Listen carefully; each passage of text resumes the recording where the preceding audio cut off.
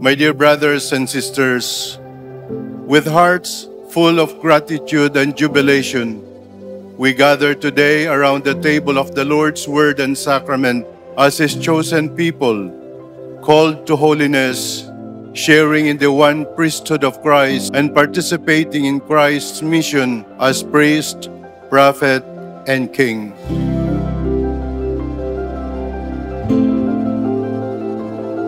Today, in our ordination is by far the deepest, greatest, and therefore the ultimate sign and expression of God's love and mercy to each of us. Our ordination is about the generosity and love of God. Sa buhay po namin bilang anak, kapatid, seminarista at diakono, naranasan namin ang walang hanggang pag-ibig at awa ng Diyos.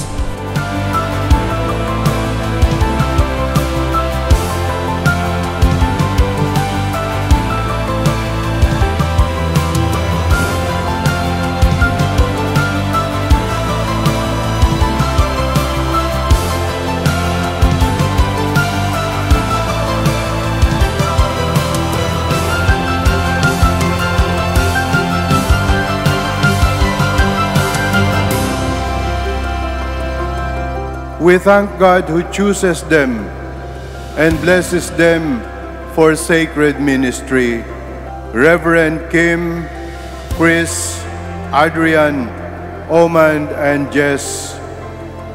Through the laying on of hands, God will shape your being with the order of presbyters.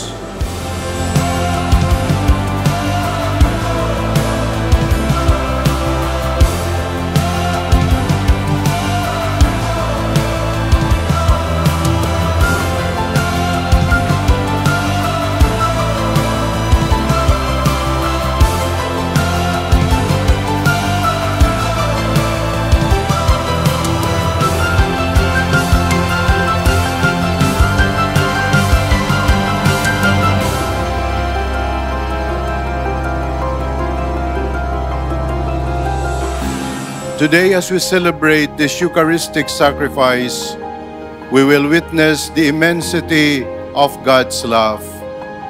Relying on the abundance of His love and grace, we ordain this, our brothers, to the order of presbyters. Through the laying on of hands and the invocation of the Holy Spirit, they will be consecrated as true priests of the New Testament.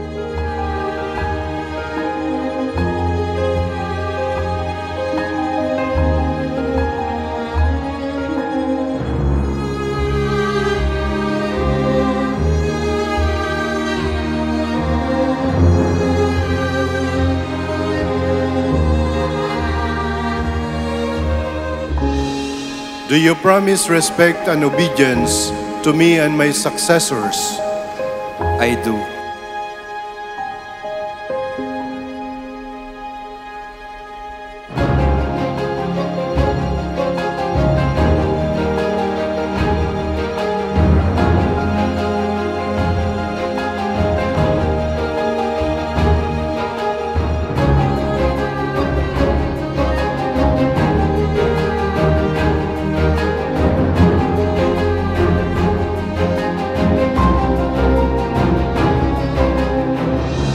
Finally, tapos na ang matagal na paghihintay.